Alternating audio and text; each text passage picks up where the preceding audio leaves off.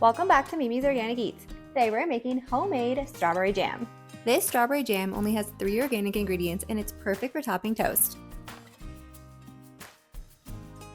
You guys can make this recipe using fresh or frozen strawberries, either works. If you're using frozen, you don't need to thaw them. Today I'm using fresh and we're just going to destem them and slice the strawberries into small pieces.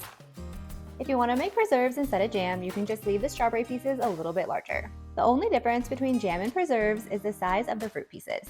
So this recipe is flexible and you can do either one. So I like to weigh the strawberries after they've been sliced.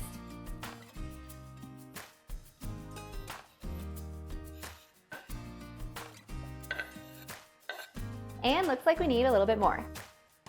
So if you guys go strawberry picking or you just have some strawberries from the farmer's market that may not be ideal for eating, they're actually perfect for making jam.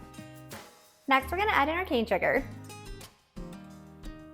Then we're going to add our lemon juice, and you can use fresh lemon juice or lemon juice from a bottle.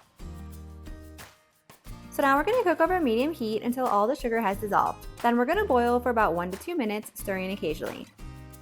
Turn the heat back down to medium-low for a simmer, and simmer for about 10 minutes or until the consistency is thick. The way I like to test this is I like to run my spatula through the center of the jam. If it doesn't run back in right away, then you know it's ready. So once our jam is done, then it's just time to transfer to glass jars.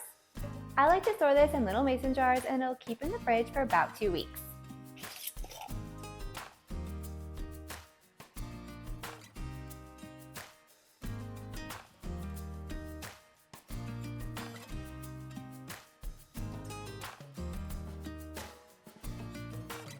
And now we have the most delicious homemade strawberry jam with just 3 ingredients.